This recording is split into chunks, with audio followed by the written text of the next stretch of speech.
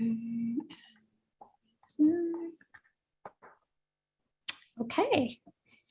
so I want to welcome everyone. For the devotees that are on the Zoom call, I appreciate so much that you get on, because we have a little bit of an audience that we can be speaking to. So welcome, and I want to welcome our interviewee, our guest interviewee today. It's Indra, and I'm going to start by reading her bio, and then we'll launch into the interview. So she was made in Mongolia, born in East Berlin. In this lifetime, Indra is a child of her loving German teacher mother and her loving and thorough Mongolian activist father. Maybe it is her nomadic heritage combined with her family's focus on education and critical thinking that spurred her curiosity to see what's beyond the horizon. Her parents have raised her non-religious, but with a deep respect for nature and life. Well, except that they are not vegetarians, but she'll talk a little more about that later.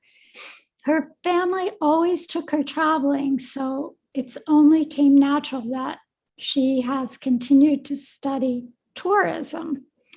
Then she got a master's degree in intercultural education. So far, she has lived in 7 countries, and she has traveled to many more. However, the planned 3rd degree and PhD didn't happen because of a burnout she had at 25, I think you meant to say. And after many good and a few not so good experiences, she finally regained consciousness and came to Krishna Consciousness in 2015 while living as a Breatharian in the magical Canary Islands. Answering heaven's calling, she pursued music and later moved into the Bhaktivedanta Manor just outside of London. Later, back in her hometown, Berlin, Krishna sent her a devoted devotee husband to fulfill all of her material desires. Wow, that's amazing. While still helping her through the Anartha Nivritti stage. And miraculously, he is still alive.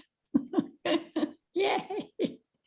Together, they organized weekly public Harinams for about 2 years, Nam Hot House programs, and for about 3 years, Indra helped organize weekly Bhagavad Gita evenings at the local ISKCON temple, also learning to give classes herself.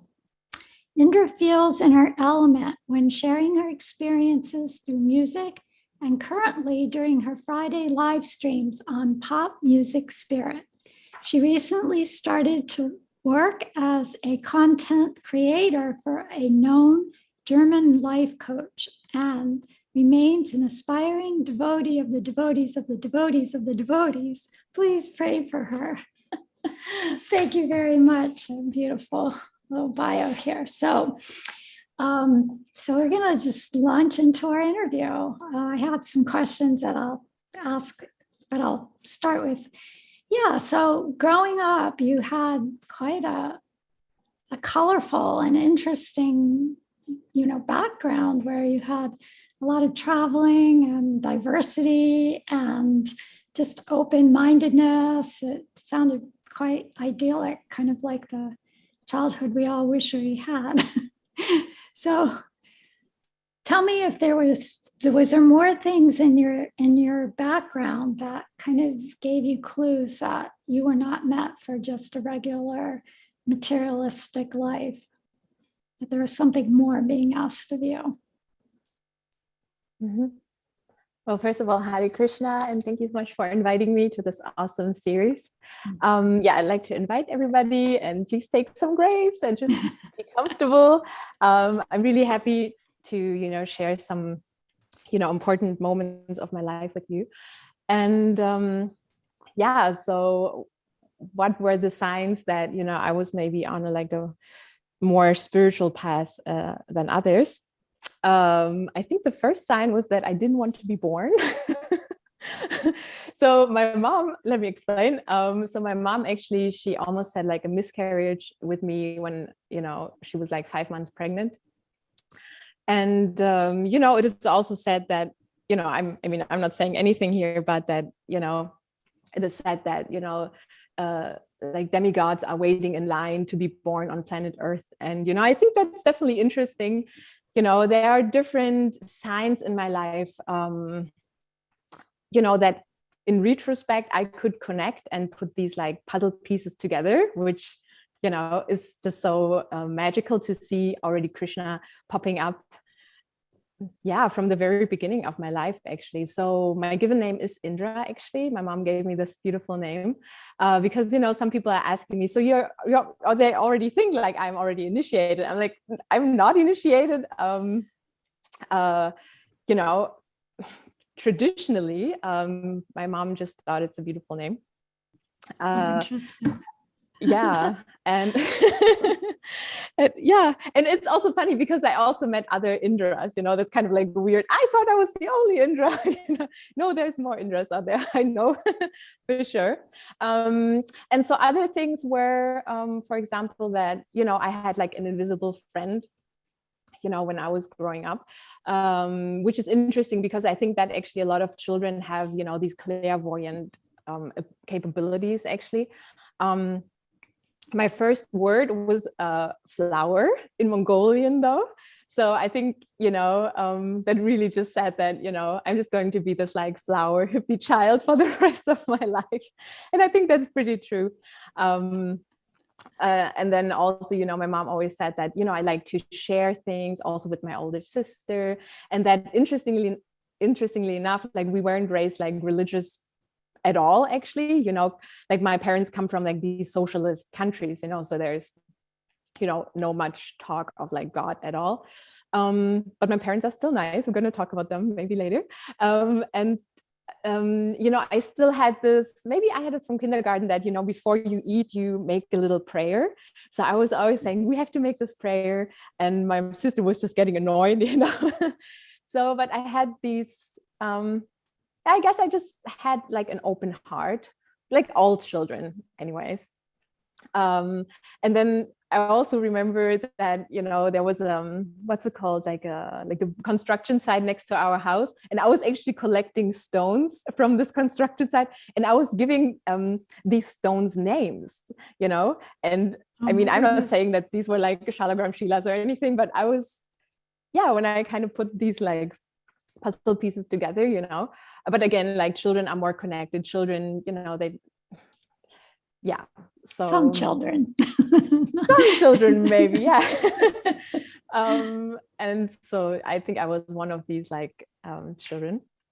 And then also with me saying that I didn't want to be born, actually when I was also like maybe 3 or 4, when I was in kindergarten, I just wanted to leave and I wanted to go on this big adventure. And I was just thinking that at night there would be this big air balloon waiting for me. So I was telling all of my friends, come on, at night we all meet, and then we just leave. I mean, my parents, they were like really amazing parents, still are amazing parents, but I had this, I guess, like otherworldly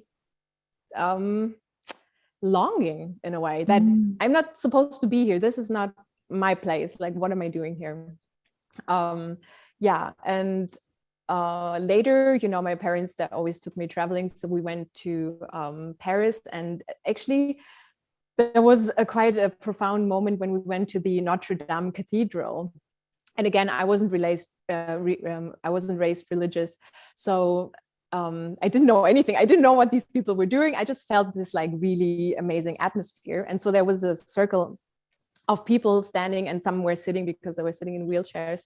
And I was just curious. I was, I think, like 10, and I was just going there and checking this out, what are they doing? And they were actually praying in a circle. And then they saw me, and actually some of these like ladies, they actually started crying, because they were so touched. And later, when I put these puzzle pieces together, I just think that, maybe they were praying for like, God, give us a sign or something.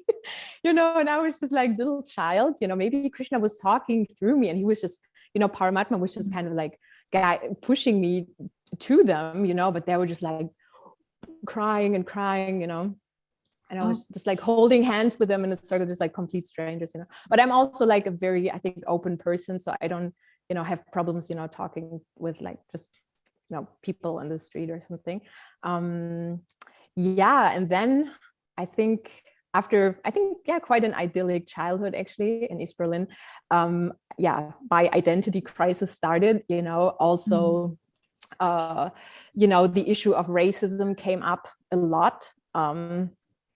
And I was really just questioning my identity. And just actually on Monday, I released a video on a DNA test I did. So I'm just doing this like big reveal. You can watch it on my YouTube channel. It's really interesting. But there I also talk about the spiritual side of, where do we actually belong? Like, what is our spiritual DNA? So, and then maybe to conclude this chapter of my life, when I was 13, I distinctly also remember thinking, my parents are just people and I'm just the child of these people.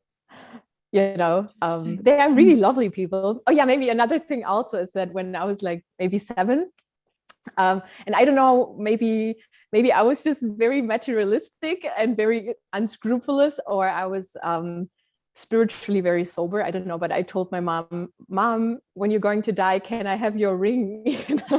She has a beautiful ring, and she's still thinking about this today. She's like, and I'm like, Mom, I didn't mean it this way. But I had this idea maybe already, that one day we're not going to be here, and what's the big deal or something, which sounds horrible, I know, for a lot of people, but so these were maybe the early clues that you had, that you're looking back on now and seeing. Yeah. So, so what inspired you to go on this spiritual journey? What was the call that you received from the universe to do this? So I think, coming now more into my teenage years and early adulthood, again, there were like, pieces that were like more obvious maybe than the others. So for example, when I was 15, my parents, they sent me to Canada to like a summer school to learn English, although I already spoke English. But anyways, I was in Toronto. It was an amazing time. And I remember I was walking with my, Spanish friends from the course.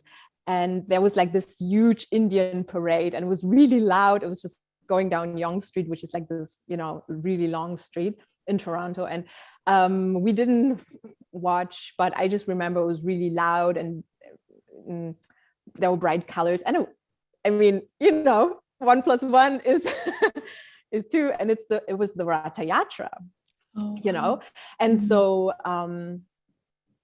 so this is just one piece, and later, when I was starting to go to university in Holland, and I was studying tourism, we also went to, Australia and Singapore. And in Singapore, actually, I always had this affinity with like all things Indian. So me and my German friend, I was just like, we have to go to Little India and do like the mango lassi and everything. And so I bought like a nice sari, and there was also like a book stall, like a vendor, and he actually, he saw me, and I was just dressed like a hippie, basically, just like probably no shoes, and he actually said, he took this book, which I have here, and he said, this book is going to change your life. And I was just looking at him, and I'm like, okay, I'm going to buy it. And this book, and I think you all know this book very well, it's the Science of SelfRealization, which also we found out just recently, that Shyamananda said that Guru Maharaj actually inspired the title. He like the Science of SelfRealization. And so for me, I mean, this is like, it looks very used because I actually read it, and this was just like, it was just so like, speaking to me. It's just like white, and it's like all in with golden letters and everything. So I actually started reading this book when I was maybe like 20 or 21. I only read half of it, and I only understood maybe, I don't know, 1% of it, Kali Yuga, what is this? But I actually got some lessons there when I was reading this, when we were actually in Australia, something about like detachment, material detachment, I was losing one of my ankle bells. I had also like these Indian ankle bells. And I was like, oh my goodness, this is what I was reading about, just like this material detachment. But all of my friends, they were just like, what's wrong with her, And also another interesting thing, before I went to university, obviously I was graduating from high school, and I was going in a sari, without shoes, because I just wanted to go to see the Taj Mahal after I would graduate. This wouldn't happen. But I always had this, and just also Bollywood songs and everything. It's just like, yes, India, like that's just my second nature in a way, that kind of really belongs to me. And also, and so I was actually, sorry to go back, but it's just the mercy. It's like the Ratha Yatra card, it's like the book, these were the signs. Yeah, even that book that had the white with the gold. I mean, not all the, I never even saw a copy that was like that. And I distributed books for many years. So I'm thinking how Krishna arranged, knowing your nature as being an artist and very attracted to beautiful things and aesthetics are really important to you, that book came to you in a way that made it very exciting and inviting. So just down to just appreciating how Krishna is so personal with all of us and in every detail, and knows how to capture our hearts. So that's really, that's very beautiful. I just wanted to make that comment because yeah, for sure, it's all Krishna magic, but once we open our eyes to this, and so I think it's just beautiful to have this series also to really just reflect more and more about this. And so, going back, sorry, to my graduation, because in Berlin, actually, also in Germany, we don't have like so many Indians, like as compared to like Canada or like UK, for example. So I was looking for choli, like little blues. And where could I even go? I don't know. So there was actually an Indian shop kind of close to my school, which is called the John Lennon High School in Berlin. It's very central, very cool. And so it was actually interesting, right? Because only later I understood, and now they actually moved. And it was actually the previous location of the Vrinda Mission in Berlin. Now they're somewhere else. But yes, it used to be the Vrinda Mission. And so they actually had they had like a storefront, and in the back they had the temple room. But me being 18 years old, I didn't know, or 17 even, I didn't know about like anything.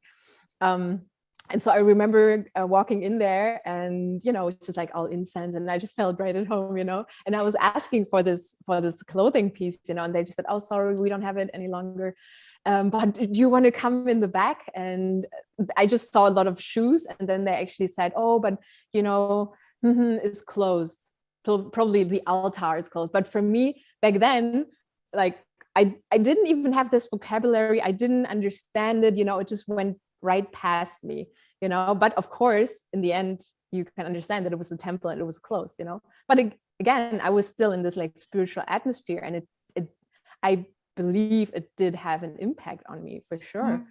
And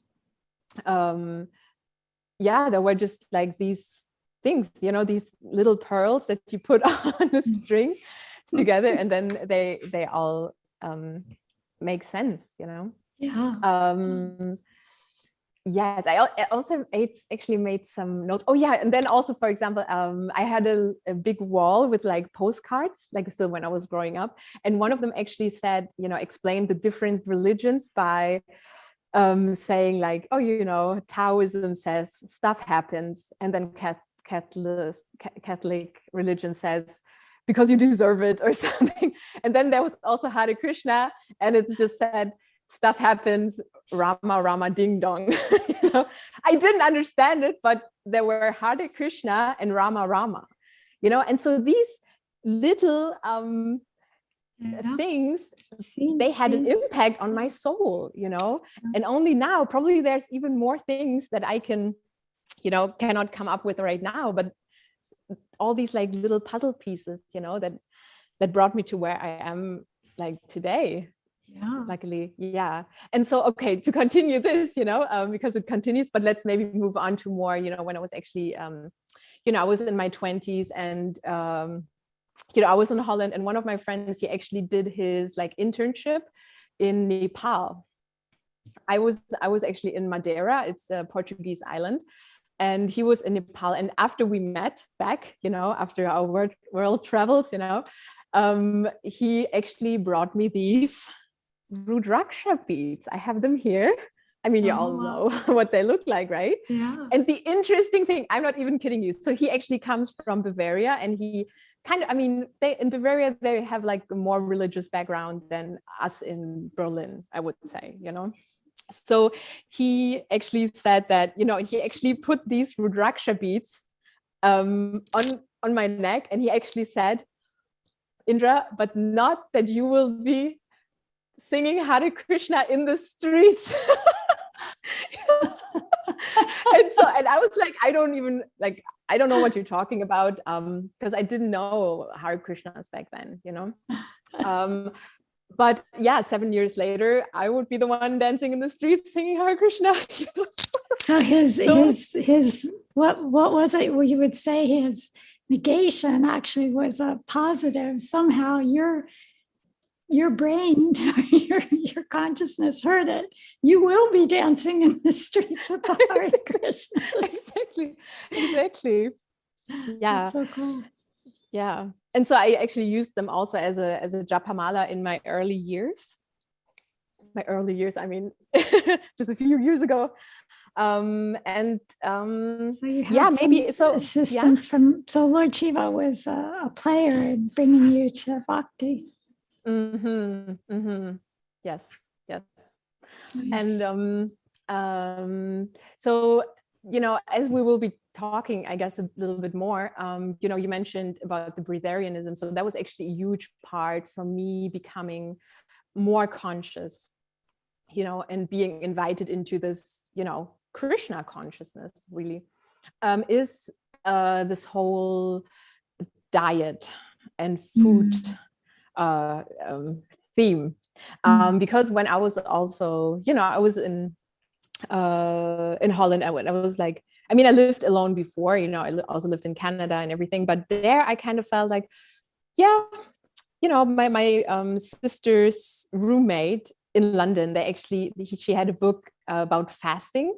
And before this, I just ate this like, I wasn't raised vegetarian, because my dad comes from Mongolia. And so there's like a very meat-based diet, but I always felt that, this is so heavy, I don't necessarily want to eat it. And I need always something light afterwards, some piece of fruit or something, just to lighten up, because I think food is supposed to give you energy and not just like make you go to sleep, Right. And so then, when I was 20, I actually thought, okay, let me actually go on a fast, and after these 2 weeks, which was a long time, and I was really getting skinny, I can actually say, but of course my consciousness changed, and I was thinking, well, what am I going to put into my body now? I don't want to digest any heavy steaks, so this is basically when I went like vegetarian. It was very easy, it wasn't a problem. And basically I also went like vegan, because I didn't like the cheese and the milk anyways, before also not. And so, this whole thing later, when I had a burnout basically, and I actually moved to the Canary Islands, I was actually continuing this, and also just to go back, also before, when I was like 18, and we were going to Greece and to Turkey and to all these beautiful places, to actually soak up some sun and some like good energy, so we can go back into our like daily grind in the big city in Germany. I thought that, I don't think I need much to be happy. I think I just need love and sunshine and orange juice, And yes, a few years later, this would actually, come true. actually, like our dear Sakyarati, she actually interviewed me also for her podcast. So I'm talking more about this whole breatharian thing. And yes, it is real for sure. I'm not 100% breatharian now. Well, we all are breatharians, can you explain how you kept alive being a breatharian? I don't know how for sure. I knew Dhruva Maharaj did that for a little while, but so if you could tell us a little bit about what that actually means to be a breatharian. Yes. So I would actually say, we are all breatharians, because without breathing, we cannot live. But actually, breatharian, as in the, conventional term, is that, you don't eat any solid food, but you are still eating, and you are eating cosmic food. You are actually eating like plants, basically. You subsist of like energy from the universe, from the sun a lot, and just from love. Okay. And so in the Canary Islands, it was also, like, I have to say, it was a gradual process for sure. So I was like vegetarian already for like 9 years, and then I went like raw vegan for a year, and then I went on a juicerian diet, just juicing. And then eventually this was also too thick, like this fresh orange juice. I mean, I was in Spain anyways. There was like, I was in nature. I was working at this aloe vera farm, working with tourists. And so I was always, soaking up this, really good prana, just like I was in this complete bubble, and I was just very happy and in love. And, I was working this full-time job, and then I was doing music besides, and I felt that these orange juices were really getting thick, so I was just diluting them with water. And then eventually, but I knew, because I read about these kinds of people, and I was just thinking, it is actually possible. And so gradually it actually became a reality in my life, and I'm just so grateful to Krishna, back then the universe, to really give me this gift, because it was a gift. Because later I moved to London, and I was like, clinging on to this, and I'm like, oh, this is so awesome. This is like my superpower, don't take it away from me. But it wasn't meant to happen, or I wasn't in actually the pranic fields, because London, I mean, come on, all the pranic fields are destroyed, forget it. And yes, so I wasn't able to keep this up, which is kind of like, oh my goodness, one day I will go back to this, if I may, because it's something that Krishna gives you, it's not that you are the doer. And I'm also glad actually he kind of took it away, because otherwise I think I would be one of these like, breatharian teachers, just, floating around and telling people that, oh yeah, you just have to believe it, because there are actually people like this. And it's cool what they're doing, definitely, but it's also like, it's a big ego boost for sure. Yeah, and I know that it scares a lot of people, because food is something like so emotional. So if you tell them, oh, you don't have to eat, it's just like, do you want to kill me? So I'm very careful. I know that you're all far out people, so I can tell you this. And probably, Dhruva Maharaj, I mean, he's a super exalted soul. And there's also other like yogis in India right now, and also not only in India, people who are doing this, but they're actually keeping quiet about this. But if you're interested, there is a really good documentary called In the Beginning There Was Light, by this Austrian filmmaker. And so he is really, putting a critical perspective on this whole thing. And, you can make your own conclusions. So it's really nice. But yeah, it's definitely possible. And it's really cool, because like one of my, reasons why I wanted to do this and just really get on this level, really, was that, I was thinking, oh, you have to buy food, and then you have to digest it, and then you have to, I mean, all these things, it's just like, wow, it just takes up so much time during your day, and I have to really say this, I really admire people who can like stand in the kitchen and put all their love into their like cooking and preparations, because I'm like, I'm still not cooking. My husband actually, he's still waiting for me to cook. But it's just not me, you know. But yeah, I'm kind of like eating like a raw vegan diet now, and I'm fine. It was kind of hard to transition back from being like this 100% breatharian. But this was really a big part of my conscious journey for sure, because in the end, I also just wanted the universe to nourish me. Like, universe, I give myself to you. I believe in love. Take care of me, you know? And so the universe was actually really like spoon feeding me, you know, just like, Wow. oh, only the best prana you can get, you know? Wow. Yeah. Wow. Yeah. Yeah, I've seen some of your music videos that you had done in the Canary Islands, and you really emanate a lot of just lightness and beauty, and yeah, they're really lovely. And the music that you were writing at that time, and it's very nice. I mean, it's a beautiful place. It's like a heavenly planet for sure. Yeah. Yeah, it's interesting because it's also, you know, you have 8 Canary Islands, and you do have 8, I think, Hawaiian islands, and they're actually on the other side of the planet, and they're all like volcanic, and there is a very special energy. And so basically, when I was also on the island, you know, I met a lot of like spiritual people. So I also met a German lady of super, she's talking actually about Christ consciousness, you know, she's also very connected. It's quite amazing. And so she was also breatharian in Hawaii. And so she was telling me about this, and also other like far out stories, you know. So I was really expanding my consciousness, and just like every evening, me and my boyfriend back then, we were just like going to the beach because we lived next to the beach, and we're just looking at the cosmos, we're just looking at the stars, you know. And like just traveling in general, it just really, you know, opens your horizon. I mean, it should, you know, ideally. Yeah. And Yeah. so then eventually I think I was hungry enough for other information that Krishna, he revealed himself to me in some interesting ways. Yeah. You want to share any of those interesting ways that you had revelations? Oh, sure. So, you know, I mean, basically, to answer your question, sorry, I wasn't really answering your question.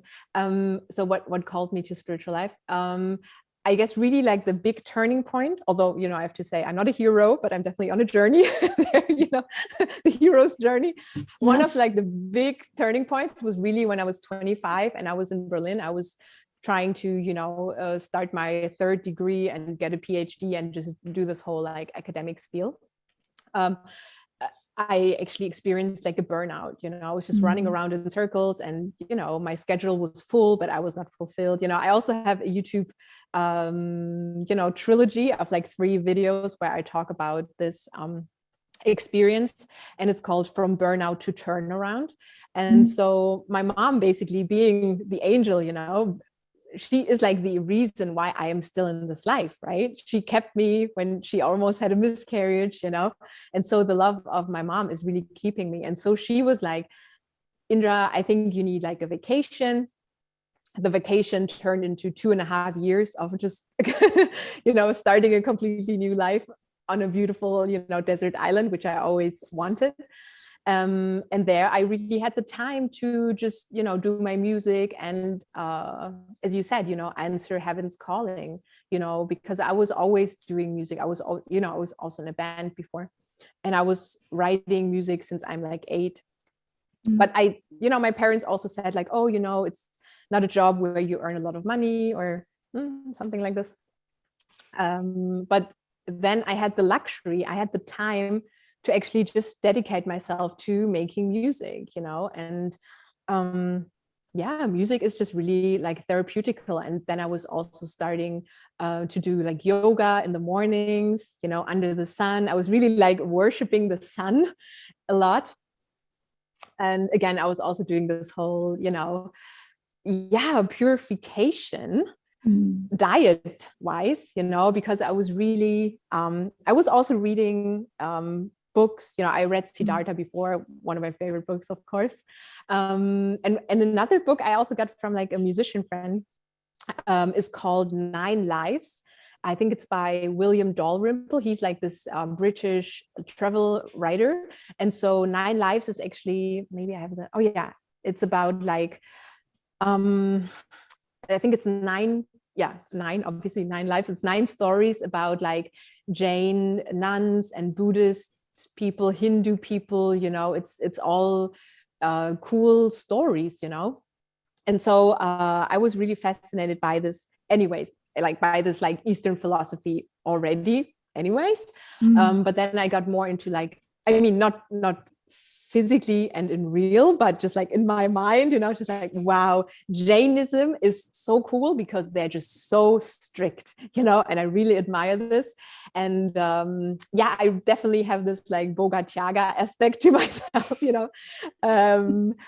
Yeah, definitely. But maybe for a while now, I'm more, I don't know, I'm more, well, I study tourism and it's all like very hedonistic, of course, you know, and of course I grew up in this like materialistic culture, and, you know, I definitely know that I have material desires, you know, and I'm just trying to purify them now, you know, but I was just so attracted by this like Eastern philosophy, you know.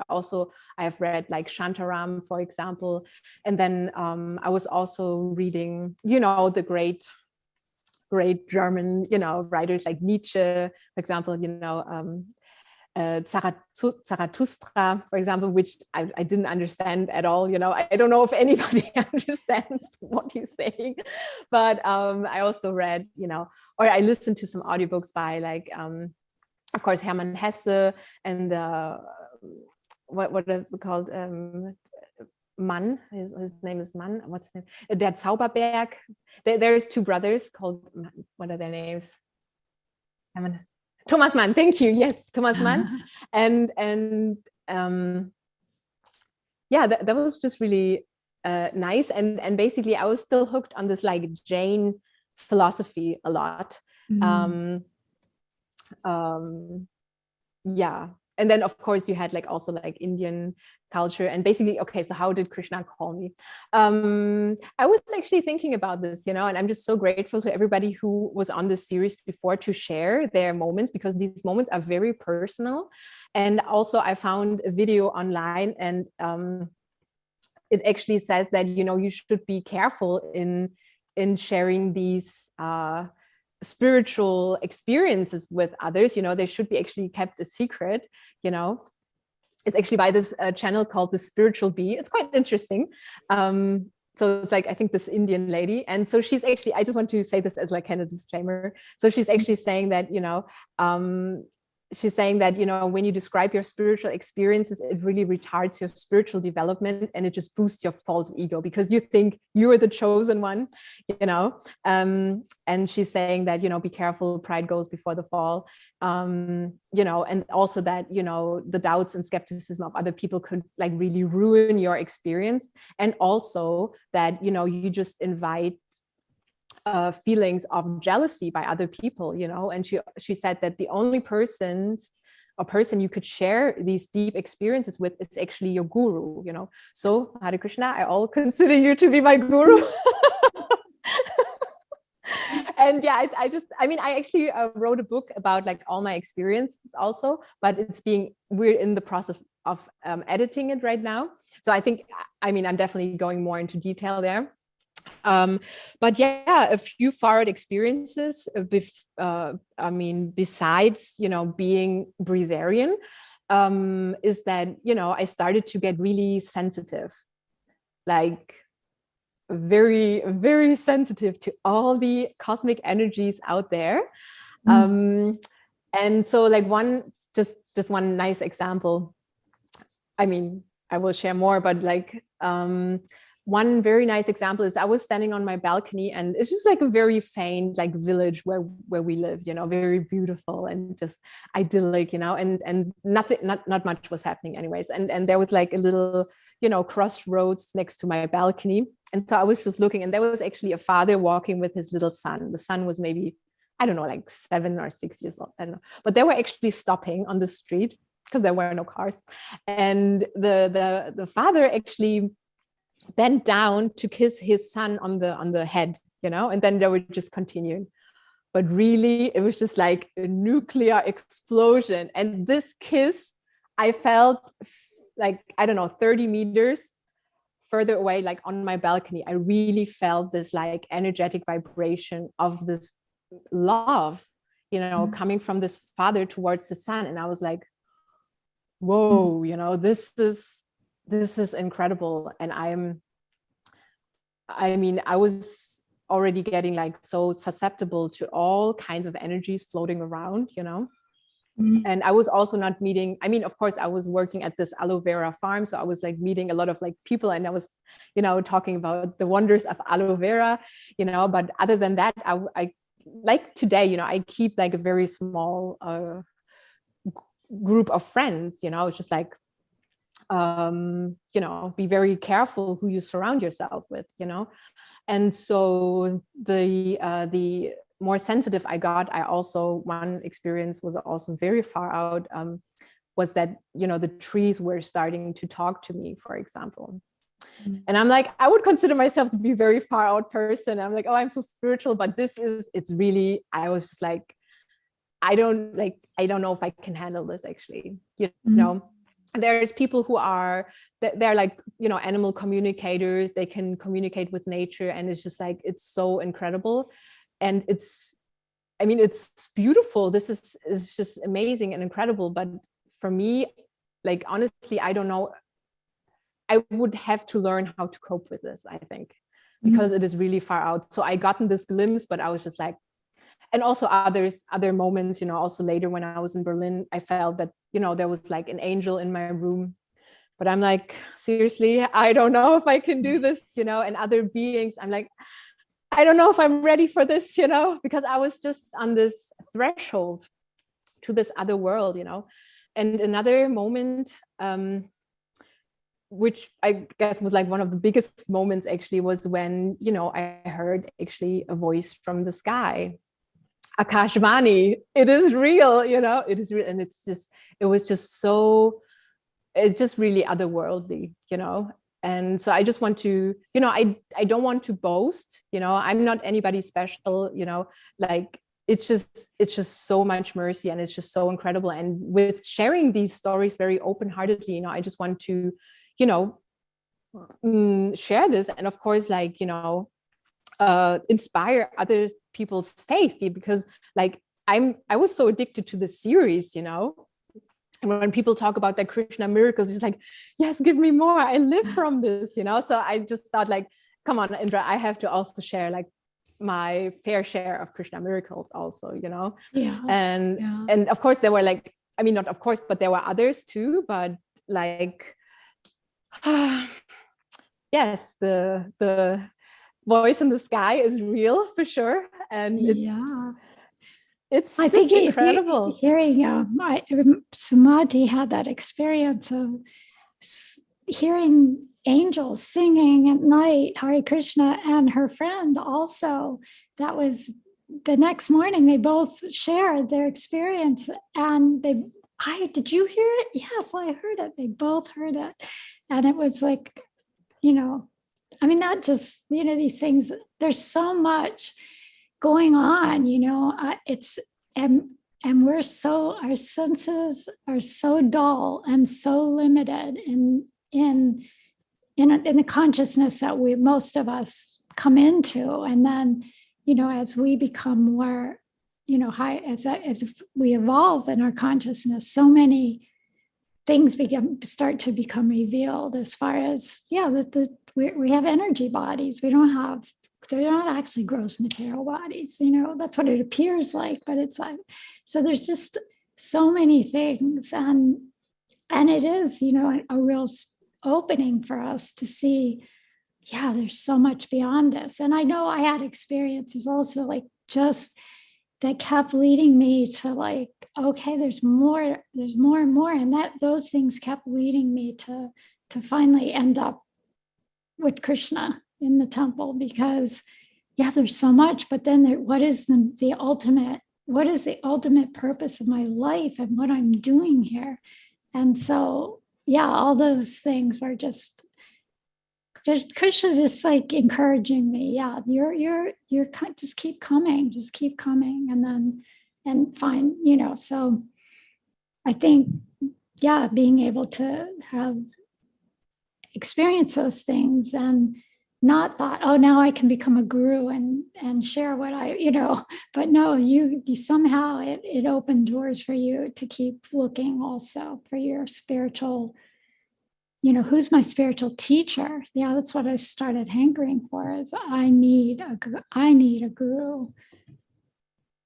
So how did you end up with you? How did you end up with all of us?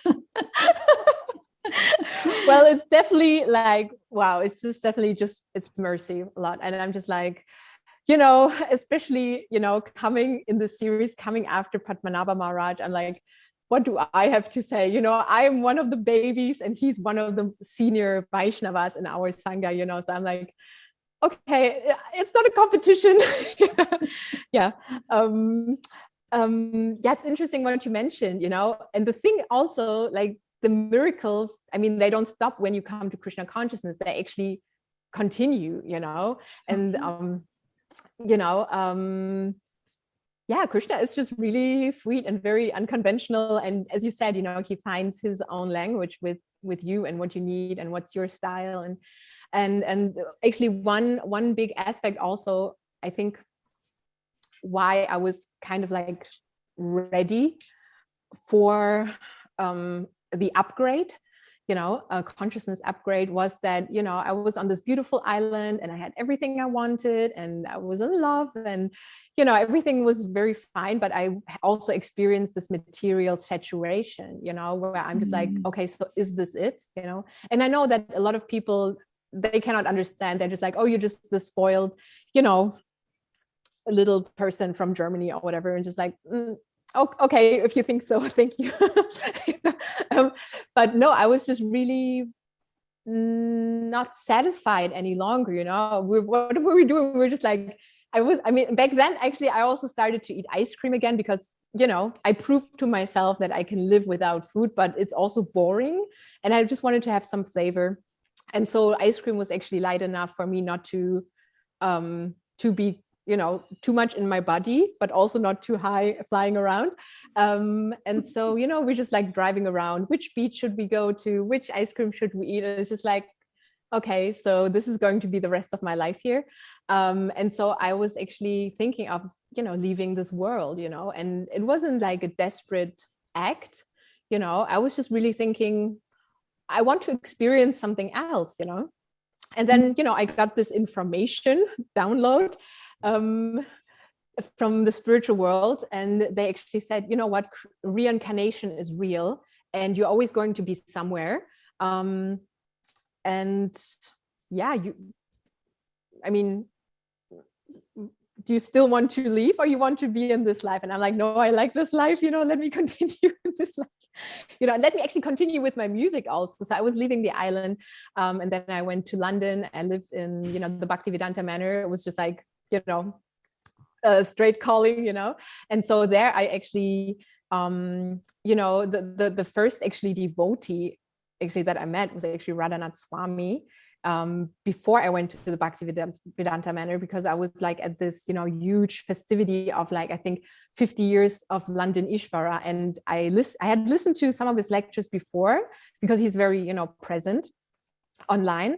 And so I knew that I had to talk to him, and I was actually writing down some notes, and I was just like, can you please exercise my ego? So I actually went to him, it's just like incredible, like me not knowing any piece of etiquette, And so, he actually just said to me, he looked at me, with these like, deep eyes. And whatever you think of me, if you already think like, oh my goodness, she's like, so like, whatever, like, I don't know, arrogant, maybe, I don't know. So I will talk about, because I know that some people think this, so it's not, my imagination. But in his eyes, I knew that he was waiting for me also. Like he expected me, And so so I was just like talking to him. I was just like, how can you please, can you do this exorcism on my ego? And he was just like looking at me, and I'm just like getting smaller and smaller, and like, quiet now. Okay. And he's just like, talk to Krishna. And then I was just like breaking down in tears, and just like, ah. And then I went to some musicians that I met there. Anyways, and then, I also discovered the Bhaktivedanta manor. So later I moved into the Bhaktivedanta manor. I left my beautiful island, I moved into this like crammy little ashram with these other girls, like, bless them, really cool. But they also said to me, just like one of the first things is like, yeah, well, you're a princess, and you know what, there's something called sukriti, that all your good karma is going to run out. I'm like, thank you very much for educating me, So I really got this, like basic education in, Vaishnava theology, Vedic cosmology, because I didn't know this, but I knew Krishna from before. Like, I knew that he's my friend. I never had, any doubts that Krishna is not real, because I'm like, yeah, Krishna, like, I know you. And when I came into the temple in the manor, I was just like, there's all these like huge, amazing paintings, depicting Krishna and just like sitting on the floor eating butter. And I'm just like, wow, Krishna, they really love you here, and I was just so happy. And then also upstairs in like Srila Prabhupada's quarters, where he spent like a lot of time, and where you feel him present there. And there I also had some glimpses into the spiritual world, for sure. And so these were just like telling me, okay, this is the way. And later, when you ask yourself, okay, so how did you actually stay on this path? Actually, I stayed on this path because I had this deep faith already. And also, I have to say, I had my husband, and he just told me that, we're all under the shower. And, of course, like in the Bhaktivedanta manor, it's also very close-knit community, and so you had people asking me, because I love wearing white. And so like one older, like Mataji, she was asking me, so are you a widow? And I'm like, and I actually had just like kind of like left my boyfriend on the island, and I was just like marrying God, and I'm just like, am I a widow? I don't know. This is such a deep philosophical question. But there were also, I mean, of course, I understand now that not all devotees, we're not all best friends, and you just have to look for your tribe. And so I was also going into London. I was like starting to record some of my music. Life is a River, for example, one of my songs. And yeah, like then I also started chanting, for example, because this is what you do, and I started to like really change my life, and I guess become more like fulfilled, because I had a purpose now we have a mission, So yeah, I don't know if this answered your question. Yeah. So the chanting, so going from you had definitely from previous lifetime, you had the impressions of a relationship with Krishna, that you felt you trusted him, you believed in him. There was no doubt that Krishna was real. And so when you moved into the ashram, you started a practice. You actually started the practice of chanting. And so what did you see happen to yourself from that practice? How the practice affected your consciousness and your spiritual life? Well, in the beginning, of course, I was very enthusiastic. And then, how did it change me? I mean, so before, it's just like the basics, the dinacharya things that, before I didn't have 2 showers every day, so really, check your, personal hygiene, and also your internal, like your mind, what are you thinking, which thoughts are you letting in. But even also before on the island, I was actually, I think, even more sensitive, and then when I came to London, I was kind of just like obviously influenced by my surroundings, although it was like the Bhaktivedanta manner, but I was also out and about in London, and then I also lived in London. So that had a really big influence on me. And how did I change? I mean, it's difficult to say. I don't know if I changed so much, to be honest. I guess I became like a little bit more like self-disciplined, just a little bit. But actually, this is only because of my husband, because he has been on this Bhakti path for like, I think 30 years now. Like he's been initiated by Satchidananda Swami Maharaj in the 90s, so he's been on this path for a long time, and he's very like, he's a pujari, he's very steady. So I just try to get something from him, and of course, like I see, like he wakes up no matter what, like at 5 o'clock in the morning, which I also did, but not anymore. And so, but it's really inspiring to have such an amazing Vaishnava in my life, very close, and so I can just go through this anartha nivriti stage also, but I do see changes. I'm more, I think, I mean, I would blame it maybe on my Mongolian and German upbringing, that I can be maybe very brutal, and I'm also Kritika Nakshatra, so I'm very I can be quite harsh, but I'm not as harsh as I used to be. So just imagine, I've never seen that harsh side of you at all. So I can't. You're always sweetness and light on the. Thank you. But I mean, one thing also is that, before I was also into Buddhism, I even went to like Vipassana, and I love this whole, Eastern philosophy.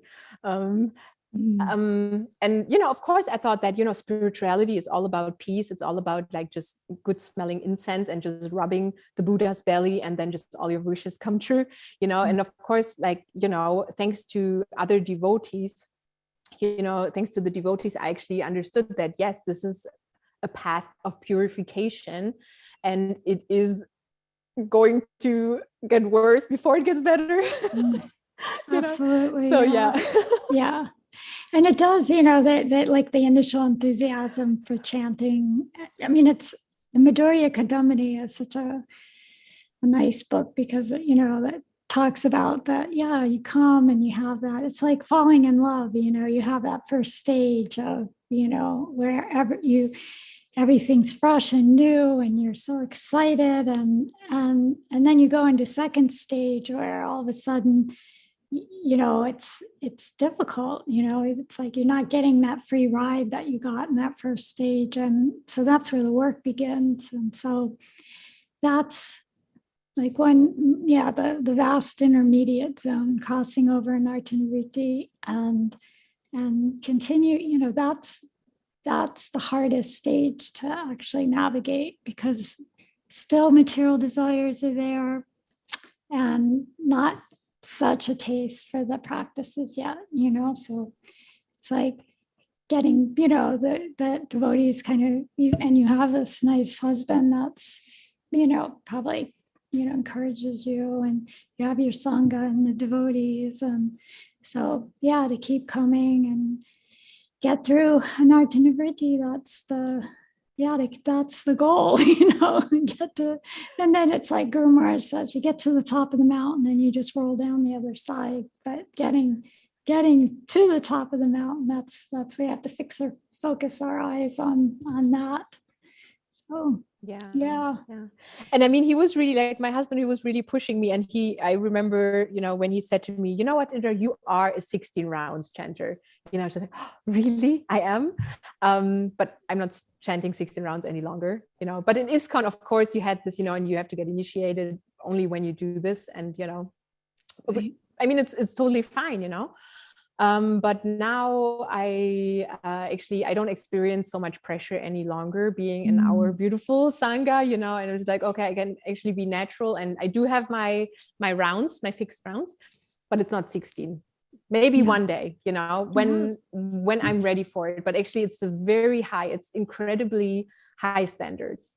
Like, I just have to say, also for everybody who's like maybe, you know, joining through ISKCON, you know, it's just like, it's incredibly, I mean, the whole philosophy is very, you know, it's like, it's the perfect topmost philosophy, you know, and can be quite intimidating, but I do, again, as I said, you know, I just have this faith net, like, thankfully, that I'm, you know, I'm just like navigating these waters, and I know what's coming, and I know that just because, oh, can I share something with you? You know, just like, sorry, maybe I shouldn't, you know, but, you know, yeah, maybe now I should, you know, but it's really that not everybody who is a devotee is your best friend, you know, but if you come with this idea, this ideal idea, and then, you know, these ideals are being crushed, you know, your heart is being crushed, and you just think like, I don't want anything to do with these people, you know.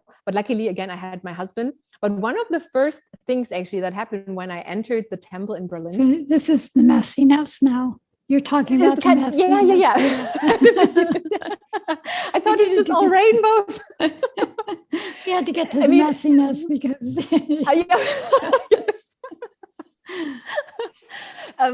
I mean, you know, I have compassion for this person, and I am actually also, sometimes I am also like, you know, not a good person really, you know, so I don't blame this devotee per se. It's just like, it had to happen to me. I had to learn something from it. But, you know, basically, you know, I came to the Berlin temple after, you know, my travels, and I was just like, wow, Prabhupada has been here the whole time, you know, and I knew that, you know, because coming back from London, I knew that, you know, Berlin is my home, obviously, at least for a few years. And this temple, this ISKCON temple, Berlin, is going to be my home temple, at least for a while, you know, we're going to come to this. So I was just like, really, like, I was on the floor, just like crying, just, you know, just relieve all these like emotions coming over me when I just entered the temple, when I saw Prabhupada, and the deities we have, like Jagannath there. Well, I haven't been to the temple actually for like 2 years now with the pandemic, but it's also okay because I have another Sangha now. Thank you. So there was a like, I was still on the floor, you know, just like crying, getting my face together. And this devotee was actually saying, do you think you're the only one who can cry like this? Welcome, everybody. You know, it's just really incredible. It's really incredible. Yeah. And then, of course, later, you know, I mean, there's like some, I mean, you know, it's not, you know, I really try to be the honeybee, but some things I think they need to be shared just to tell other people that, you know, you're not alone, that things happen in devotee circles. And yeah, we're just, I mean, we're trying to be devotees, but in the end, we're just people, and we're filled with like so many flaws. And also, you know, I am not always the nicest person. So, you know, I could get over this, you know, luckily it didn't stop me on this path to Krishna, because, you know, who or what can actually stop you, you know, to be with Krishna. Yeah. So I think that's really like something to share with everyone, that when you come on the path, there is like the honeymoon stage of thinking everyone's a pure devotee, and you know, it's just, these are the most incredible people in the whole world, and they are. I mean, but I mean, anyone who comes to Krishna, they're blessed, but it doesn't mean that everyone's going to be compatible with your nature, and that everyone's going to be on the same page, and that everyone is going to be even nice. I mean, there are, you know, I mean, so yeah, and being able to find, like you said, find your tribe, and find the people that you resonate with and you can practice with. And like Guru Maharaj says, you can love everyone if you get enough distance.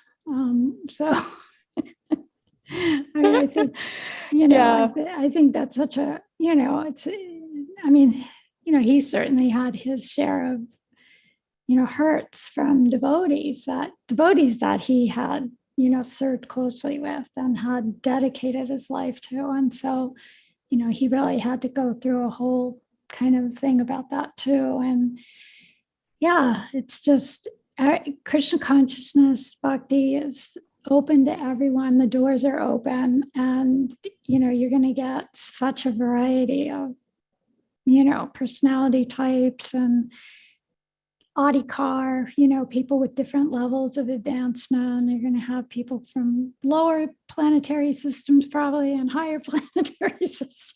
I mean, we're just a one big family. I won't say one big happy family, but we're a big family, and we have to find our little group that is really affectionate and like-minded. That's the that's the idea. So I'm just watching our time because I know we're getting really close to the end here. So yeah.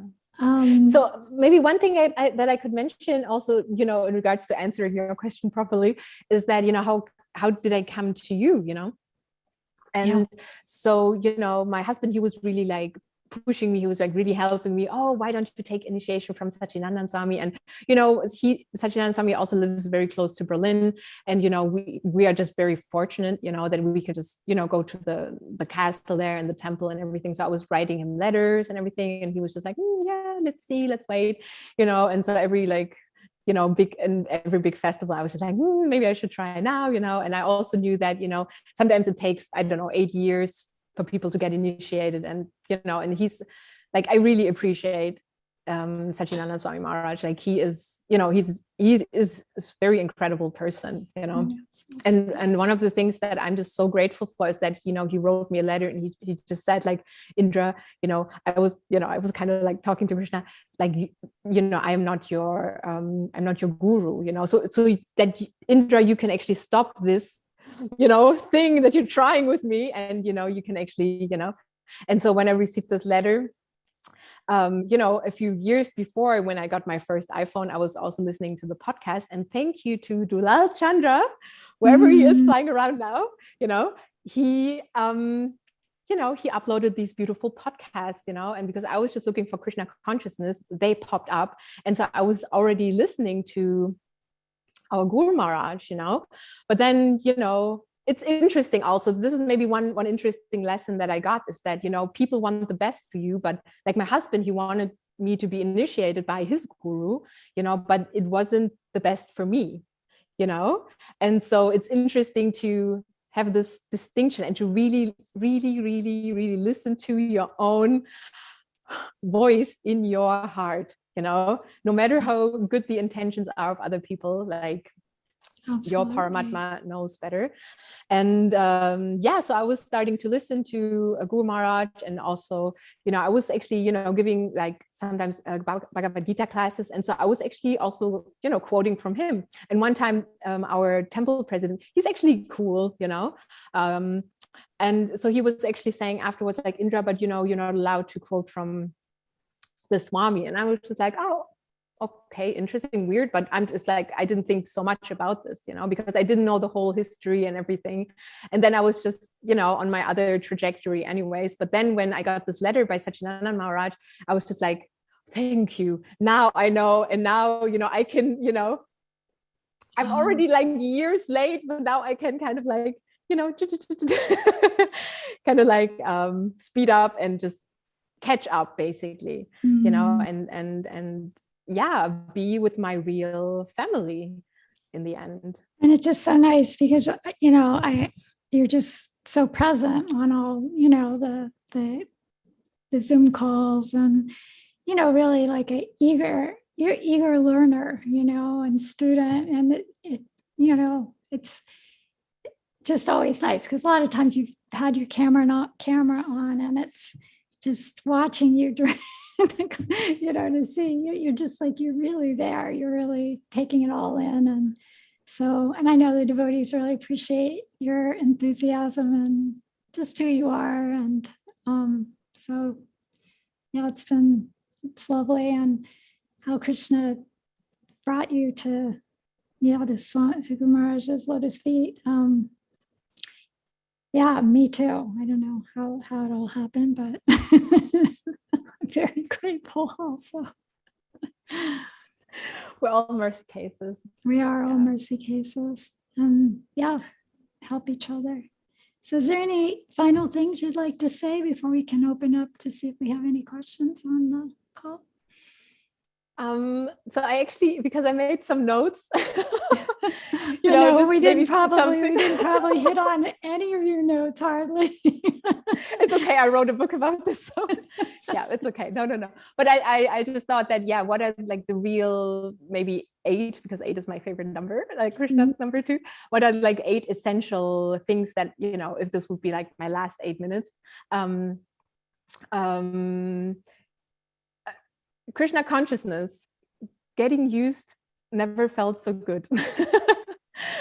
Or being used never felt so good. Yeah, so basically just be an instrument, and we see all these like incredible devotees like doing so many amazing things, but basically they're just like opening themselves up for Krishna's magic, and this is what I want to do, and just whatever Krishna wants, So now I'm actually working with this like German like life and meditation coach, and it's just like big present for me in my life, and I'm excited for where the journey is going, but I'm just like, I don't do anything, I just open myself for it.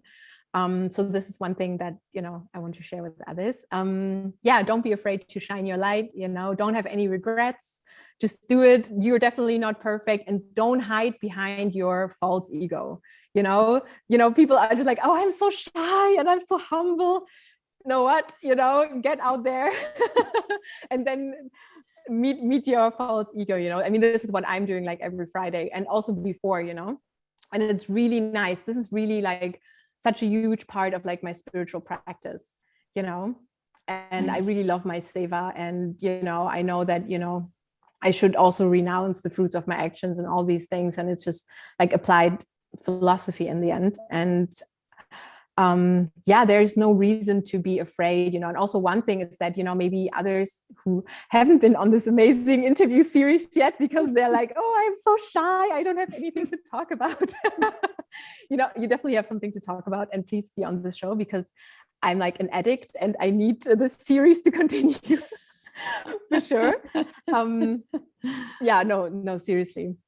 And also like with like me putting out my things, my music, whatever, the amazing thing is that nobody cares. Like, you think that, oh, so many people are going to criticize you, and whatever, the world is going to change. Like, no, it's something very intimate between you and Krishna. And then maybe other people are watching. That's not up to you anyways, but it's like, it's really something like incredibly personal also. And never forget Krishna, always remember Krishna. And this brings us to our special guest. Yes, you introduce your special guest. Indra brought a special guest that she wants everybody to meet. For sure. So I have the first special guest. So he's very helpful in my spiritual life. So I'm just going to put him here. And so he's a little friend of Krishna, who's our big special guest. So he's going. Hi, everybody. So yeah. Oh, the monkeys, and you make those dolls, right? No, actually, so I got him from Krishna.com. Oh, he came from Krishna.com. Yeah, exactly. He actually comes really from Vrindavan.